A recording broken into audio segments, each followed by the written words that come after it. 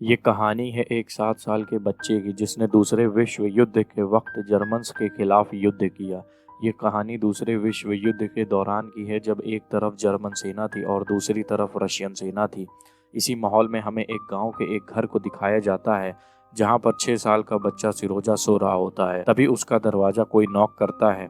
जब वो दरवाजा खोलता है तो वहां पर उसकी पड़ोस में रहने वाली आंट होती हैं। सिरोजा पूछता है कि मेरी मॉम और मेरे भाई कहाँ हैं। वो बताती हैं कि जर्मन्स ने हमारे गांव पर हमला कर दिया है और अब हम तुम्हारी मॉम और तुम्हारे भाई इस दुनिया में नहीं। वो उसे खिड़की से बाहर भेजती है और कहती है तुम यहाँ से भाग जाओ। सिरोजा इस जगह से भाग जाता है और तभी सिरोजा की आंट को भी जर्मन सैनिक मार देते हैं। सिरोजा अपनी जान बचाने के लिए जंगल में भाग जाता है। हालांकि वो सिर्फ 7 साल का बच्चा है लेकिन वो बहुत ज़्यादा बहादुर होता है, इसलिए वो डरता नहीं है। अगली सुबह वो देखता है कि वहाँ पर जर्मन सैनिक आ गए हैं, इसलिए सिरोजा वहीं पेड़ों के नीचे छुप जाता है और अगले पल ही वहाँ पर एक सांप आता है। लेकिन सिरोजा अपना मुंह बंद कर लेता है ताकि सांप को उसका पता ना चले। वो सांप से बिल्कुल भी नहीं डरता। और जब जर्मन सैनिक वहाँ से चले जाते हैं तब सिरोजा उस जगह जाता है जहाँ पर जर्मन सैनिक खाना खा रहे थे।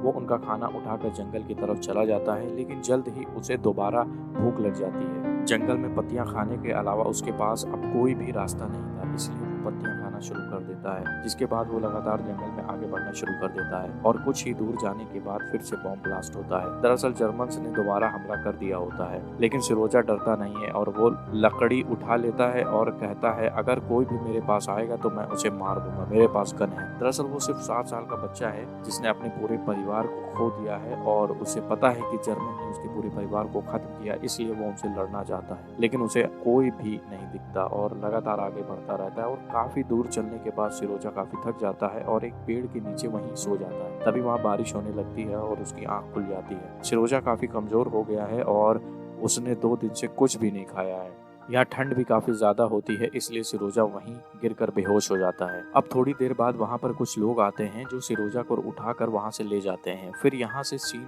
शिफ्ट होता है और हम रशियन आर्मी का छोटा सा कैंप देखते हैं जहाँ पर रशियन कमांडर अपने ऑफिसर्स को दुश्मन की अगली चाल के बारे में बता रहे होते हैं। इसी बीच वहाँ पर एक सैनिक आता है जिसकी गोद में सिरोजा होता है। दरअसल ये एक रशियन आर्मी कैंप होता है जहाँ पर अब सिरोजा को लाया गया था। फिर आर्मी कमांडर सिरोजा से उसका नाम पूछते हैं, जिसके बाद सिरोजा अपना नाम बताता है और वो उससे अपना हाथ मिलाता है और वो सैनिक सिरोजा से उसकी फैमिली के बारे में पूछते हैं, जिसके जवाब में सिरोजा बताता है कि उसे उसकी आंट ने बताया है कि उसकी फैमिली को दुश्मनों ने मार दिया है। ये बोलकर वो रोने लगता है। उसके बाद कमांडर और सैनिक उसको चुप कराते हैं और बोलते हैं कि तुम बहादुर हो और बहादुर लोग रोते नहीं हैं। वो उसे खाना खाने को बहुत अच्छी चीज़ें देते हैं और उसकी मलहम पट्टी भी करते हैं। और उसी कैंप में कातिया नाम की एक नर्स होती है जो सभी घायल सैनिकों का इलाज करती है। और कातिया को सिरोजा से मिलकर काफ़ी लगाव हो जाता है। वो उसे अपने बच्चे की तरह पालती है। वो हर समय उसके साथ रहती है और उसका ख्याल रखती है। बस यही नहीं थी जो सिरोजा से काफ़ी जुड़ गई थी, बल्कि कैंप में सभी लोग सिरोजा से काफ़ी लगाव के साथ जुड़ गए थे और सिरोजा भी उनसे हंसी मजाक करने लग गया था। पता है कमांडर को भी सिरोजा से लगाव हो जाता है। एक दिन जब कमांडर सिरोजा से मिलने जाते हैं तब सिरोजा उनसे अपनी बंदूक दिखाने को कहता है। वो उसकी बात मान लेते हैं। वो उसे बंदूक के बारे में उसे सब कुछ बताते हैं। फिर कमांडर जब वहाँ से बाहर आते हैं तब कातिया उनसे कहती है कि सिरोजा को यहीं रख लेते हैं। दरअसल कमांडर सिरोजा को ऑर्फनेज भेजना चाहते हैं क्योंकि उन्हें ऐसा लग रहा है कि यहाँ रहना उनके लिए खतरे से खाली नहीं है। लेकिन कातिया सिरोजा को अनाथ आश्रम नहीं भेजना चाहती है, उसे अपने पास रखना चाहती है क्योंकि उसे सिरोजा से काफ़ी लगाव हो गया था। लेकिन कमांडर उसकी बात नहीं मानते हैं क्योंकि उन्हें पता है कि ये जंग का समय है और यहाँ कुछ भी हो सकता है, इसलिए वो एक बच्चे को ऐसी जगह नहीं रख सकते हैं। फिर अगले दिन सिरोजा के पास कुछ सैनिक आते हैं जो उसके साथ काफ़ी मस्ती मजाक करते हैं और ये सीन देखकर हमें ये पता चलता है कि उस कैंप में ये सारे लोग एक छोटे से बच्चे से कितना जुड़ गए थे और वहाँ रहने वाला हर एक सैनिक ये नहीं चाहता कि सिरोजा अनाथ आश्रम जाए। अगले दिन कमांडर के पास एक सैनिक आता है और कमांडर से सिरोजा को कैंप में रखने की बात करता है, लेकिन कमांडर उसे यहाँ से डांट के भगा देते हैं। उसी दौरान जर्मन आर्मी के टैंक भी वहाँ आ जाते हैं और इन पे हमला कर देते हैं, लेकिन कमांडर और उनके सैनिक काफ़ी बहादुरी से उनका सामना करते हैं और फाइनली जीत भी जाते हैं। अब कुछ दिन बाद वो समय आ जाता है जब सिरोजा को अनाथ आश्रम जाना होता है। कातिया उसे कमांडर के पास लेकर आती है और फिर वो वहाँ से चली जाती है। बिना कुछ बोले, क्योंकि वो सिरोजा को खुद से दूर जाते हुए नहीं देख सकती थी। अब कातिया के जाने के बाद सिरोजा कमांडर के साथ बैठता है और काफ़ी बातें करता है जाने से पहले। और यहाँ पर कमांडर सिरोजा से नज़र ही नहीं मिला पा रहे थे, क्योंकि कहीं ना कहीं वो भी यही चाहते थे कि सिरोजा उनसे दूर ना जाए। और तभी वो सिरोजा को एक टॉय गन देते हैं, जिसे देखकर सिरोजा काफ़ी खुश होता है और रोते हुए कमांडर को गले लगा लेता है। और कमांडर का भी दिल यहाँ पर पिघल जाता है और उसे रोता देख कमांडर उसे कहते हैं कि क्या तुम मेरे बेटे बनना चाहोगे। और ये सुनकर सिरोजा हंसते हंसते हाँ कर देता है। जिसके बाद कमांडर ऑर्फनेज वाला लेटर फाड़ देते हैं, क्योंकि अब सिरोजा हमेशा उनके साथ ही रहेगा। ये खबर पूरे कैंप में फैल जाती है और सभी लोग बहुत ही ज़्यादा खुश हो जाते हैं। और रात में कातिया और उसके कुछ साथी आर्मी ड्रेस तैयार कर रहे होते हैं। सभी सैनिक अपनी अपनी ड्रेस लाते हैं और बोलते हैं कि इसे ऐसी छोटी करनी चाहिए। और कातिया भी सिरोजा के लिए जूते लाती है और उसे छोटे करवाती है। और जब अगले दिन सिरोजा सोकर उठता है, तब कमांडर उसे उसकी आर्मी ड्रेस देते हैं, जिसे पहनकर वो काफ़ी खुश होता है। वो ड्रेस पहनकर सभी को दिखाता है और सभी सोल्जर उसे सैल्यूट करते हैं और यहाँ पर एक काफ़ी अच्छा माहौल होता है। लेकिन तभी वहाँ पर जर्मन प्लेन आ जाते हैं और वहाँ पर हमला कर देते हैं, जिसमें बहुत सारे सैनिक घायल हो जाते हैं।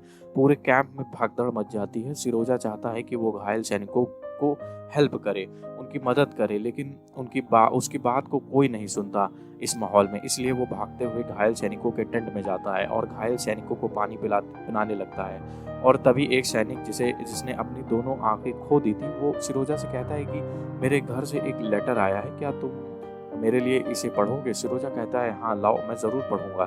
जिसके बाद वो इस लेटर को पढ़ना शुरू करता है और बोलता है कि तुम्हारी फैमिली तुमसे बहुत ज़्यादा प्यार करती है और तुम्हारी गाय बहुत ज़्यादा दूध देती हैं। तभी वो सोल्जर बोलता है कि कौन सी गाय, मेरे पास तो कोई भी गाय नहीं है। तभी उसके साइड में लेटा एक सैनिक उससे कहता है कि मान लो कि तुम्हारे पास गाय है और ये जो पढ़ रहा है उसे बस सुनते रहो। इसीलिए सभी सैनिक उसे ध्यान से सुनने लगते हैं। अब सिरोजा उनसे काफ़ी बातें बताता है जो उस लेटर में लिखी तक नहीं होती हैं। दरअसल सिरोजा अभी 7 साल का है और उसे अभी पढ़ना नहीं आता, लेकिन वो किसी का दिल नहीं दुखाना चाहता है, इसलिए उसके दिल में जो आता है वो पढ़ता है। उसकी मज़ेदार बातें सुनकर वहाँ सभी घायल सैनिक हंसते हैं और थोड़ी देर के लिए ही सही, लेकिन उस जंग में पाए हुए दर्द को भूल जाते हैं। फिर अगले सीन में हम सिरोजा को शेविंग करते हुए देखते हैं। सिरोजा को शेविंग करते देख वहाँ के सैनिक उसके काफ़ी मज़े लेते हैं। अब सीन शिफ्ट होता है और हम देखते हैं कि सभी सोल्जर और कमांडर एक मीटिंग कर रहे होते हैं। तभी वहाँ सिरोजा आ जाता है, जो कि एक मैच्योर सैनिक की तरह कमांडर से पूछता है कि क्या मेरे लिए कोई काम है सर? जिसके बाद कमांडर सिरोजा को एक काम देते हैं, जिसमें सभी सैनिकों के घर से आए हुए लेटर सैनिकों को देने होते हैं। जिसके बाद सिरोजा बाखूबी उन लेटर्स को सभी सैनिकों को काफ़ी जोश के साथ देता है और अपना काम कंप्लीट करता है।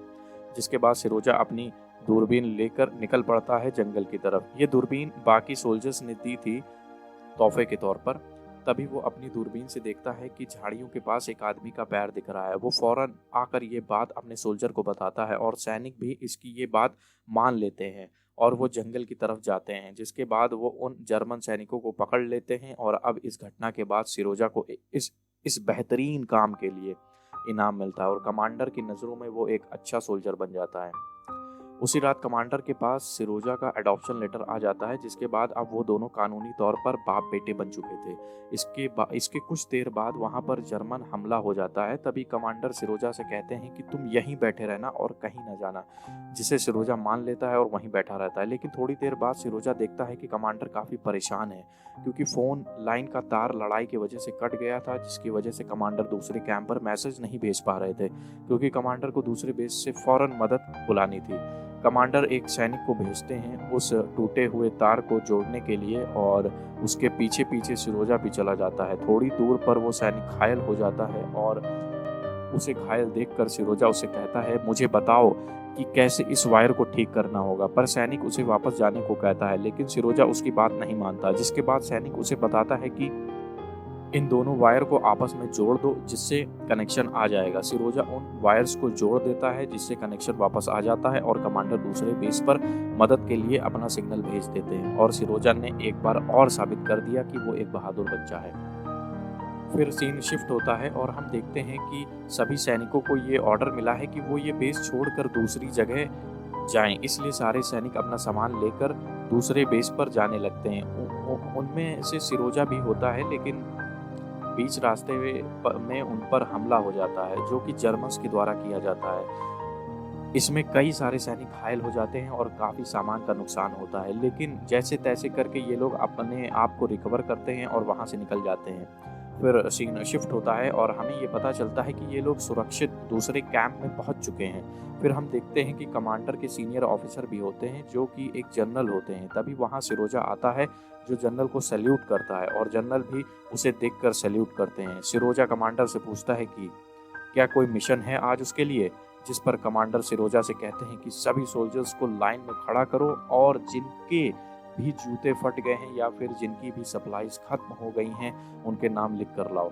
और सिरोजा ऐसा ही करता है, वो सभी की लिस्ट लिख कर जनरल को देता है, जिसे देखकर जनरल काफ़ी खुश होता है और उसके बाद सिरोजा को एक सोल्जर की तरह पैचेस भी दिए जाते हैं और उसे सम्मानित भी किया जाता है और सभी लोग बहुत ही खुश होते हैं।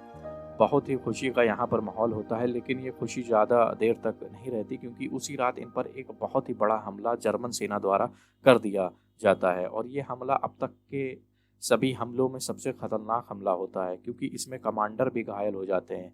सिरोजा अपने पिता यानी कमांडर को ढूंढ रहा होता है, लेकिन उसके पिता उसे नहीं मिलते, इसलिए वो एक सोल्जर के पास जाता है और अपने पिता यानी कमांडर को ढूंढने को कहता है। तभी वो सोल्जर सिरोजा को अपने गले से लगाता है और बाकी सोल्जर को कमांडर को ढूंढने को बोलता है।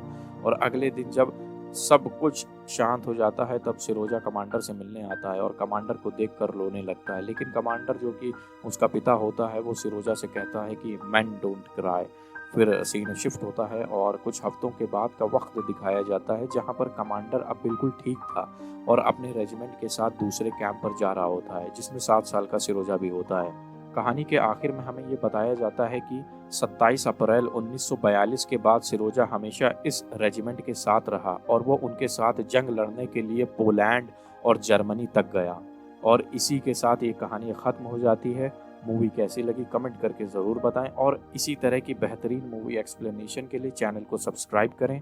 मिलते हैं अपनी नई वीडियो में, तब तक के लिए बहुत बहुत शुक्रिया।